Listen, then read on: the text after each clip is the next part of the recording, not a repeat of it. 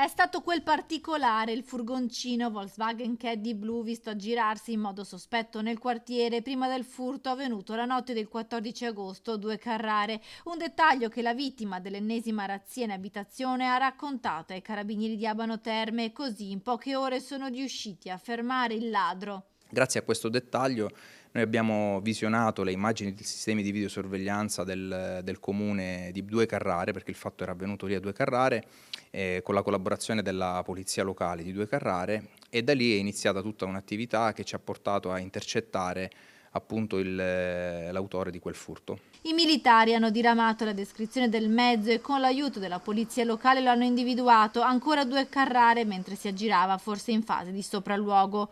Quando il van si è fermato, poco lontano hanno bloccato il conducente mentre cercava di sbarazzarsi delle chiavi del furgoncino, un 33enne cileno senza fissa dimora. All'interno del mezzo aperto, grazie alle chiavi che lo straniero stava gettando, sono stati trovati attrezzi da scasso e vari capi di abbigliamento e i documenti di un connazionale di 47 anni che è stato denunciato e che al momento ancora non è stato trovato. Durante gli accertamenti i carabinieri sono risaliti ad un altro furto commesso dai due predoni, è avvenuto poche ore prima dal Bignasego. Le videocamere di sorveglianza infatti avevano ripreso i due ladri mentre entravano in una casa con indosso gli stessi indumenti ritrovati nel van.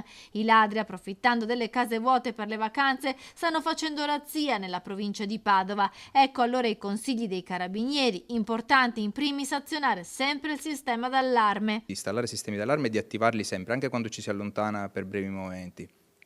Altri suggerimenti che do chiaramente sono quelli di dotarsi, se possibile, di sistemi di videosorveglianza oppure di sistemi di difesa passiva come grate alle finestre, alle porte, e soprattutto quando si va in vacanza di evitare di divulgare sui social foto che testimoniano appunto della nostra prolungata assenza dall'abitazione. In quei casi l'altro suggerimento che si dà, anche se ormai la stagione estiva diciamo volge al termine, il periodo delle vacanze, ma comunque è un suggerimento che giova darlo sempre durante tutto l'anno, quando ci si assenta per periodi prolungati, e sarebbe il caso comunque di lasciare le chiavi a un vicino o a un parente di fiducia che sistematicamente possa dare un'occhiata all'abitazione. Ora le indagini dei carabinieri proseguono per verificare l'eventuale coinvolgimento dei due sudamericani in ulteriori furti avvenuti di recente nella provincia.